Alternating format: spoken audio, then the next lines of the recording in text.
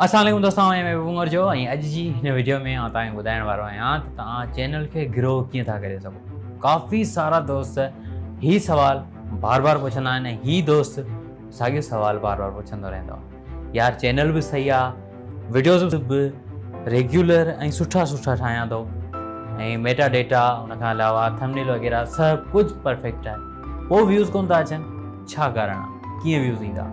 हिन वीडियो खे पूरो ॾिसंदा, उमेदु आहे तव्हांखे ज़रूरु पसंदि ईंदो। अचो त शुरूआत।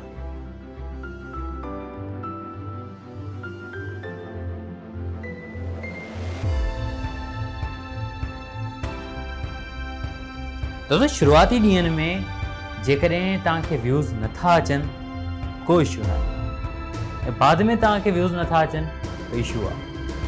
मतिलबु त तव्हां यूट्यूब खे स्टूडियो खे इस्तेमालु कंदे इहो सभु कुझु ॼाणे सघो था तव्हांजी कहिड़ी वीडियो खे केतिरा व्यूज़, कहिड़ी उमिरि जा माण्हू कॾहिं केतिरो किथां ॾिसनि था, तव्हां सम्झी सघो था।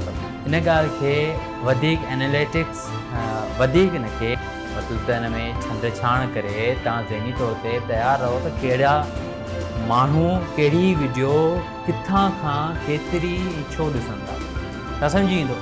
नंबर ॿी ॻाल्हि, तव्हांजो जेकॾहिं थंबनेल प्रोफेशनल न आहे त तव्हांखे व्यूज़ कॾहिं कोन मिलंदा। हिकिड़ो हूंदो आहे क्लिक बैक ऐं ॿियो हूंदो आहे सुठो थंबनेल। क्लिक बैक ईअं हूंदो आहे, तव्हां हुन वीडियो में ॿुधायां पियो व्यूज़ अचण जी हिकिड़ो ट्रिक, ऐं हिन ते आउं लिखी छॾियां, अगर ये वीडियो देखने के बाद आपको इतना व्यूज़ ना मिले तो कहना। ऐं तव्हां हुन ते क्लिक कयो ऐं थोरी देरि जे लाइ ॾिठो, तव्हां बोर थी विया, छॾे ॾिनो। यूट्यूब सम्झी वेंदो त हिन ते सिर्फ़ु क्लिक बैक ई अचनि पिया, सो यूट्यूब इहे वीडियो अॻिते माण्हुनि खे रिकमेंड करणु छॾे ॾींदो।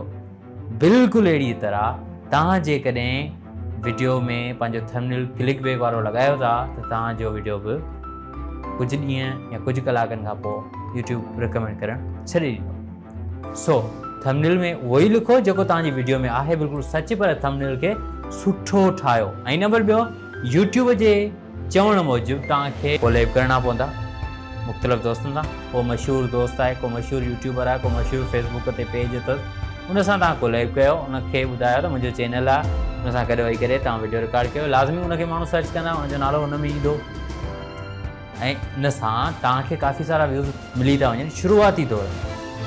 ठीकु आहे, जेकॾहिं तव्हांजो चैनल नओं आहे त। ऐं उन खां अलावा टियों तरीक़ो जेको आहे उहो इहो आहे त पंहिंजे चैनल जो थोरी घणी पब्लिसिटी तव्हांखे करणी पवंदी। तव्हां हीअं कयो जो जॾहिं बि तव्हां वीडियो रखो था त उनखे फेसबुक ते, ट्विटर ते ऐं मुख़्तलिफ़ सोशल प्लेटफॉर्म्स ते शेयर कयो, वॾनि वॾनि ग्रुपनि में वञो।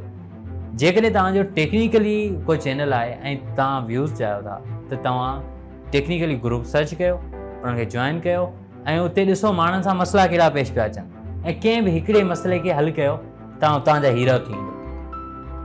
व्हाट्सअप जे ग्रुपनि में बि इहो थींदो रहंदो आहे।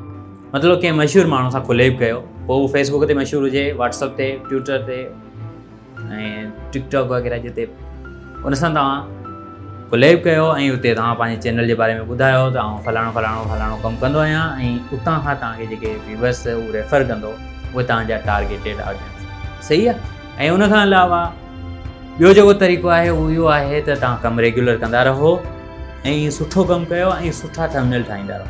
थंबनेल तव्हांजे कम खे शो करे थो। ऐं टियों जेको तरीक़ो आहे उहो इहो आहे त तव्हां सभिनी पंहिंजे प्रोफाइल्स ते, मतिलबु त यूट्यूब, फेसबुक, टिकटॉक वग़ैरह वग़ैरह जिते जिते तव्हांजा प्रोफाइल ठहियल आहिनि, जिते जिते तव्हांजा अकाउंट्स आहिनि, उते तव्हां पंहिंजी हर नई वीडियो खे शेयर कंदा।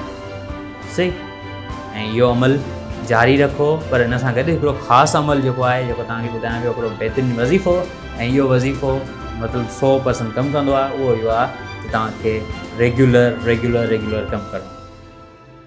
ऐं इहो रेगुलर कमु तव्हांखे हिकु ॾींहुं कामयाबु तरीन इंसानु बणाए छॾींदो। सो ही हुई अॼु जी वीडियो, जंहिंमें मूं तव्हांखे ॿुधायो त यूट्यूब ते ग्रोथ करण जा कहिड़ा तरीक़ा या सीक्रेट्स आहिनि। उमेदु आहे वीडियो तव्हांखे ज़रूरु पसंदि आई।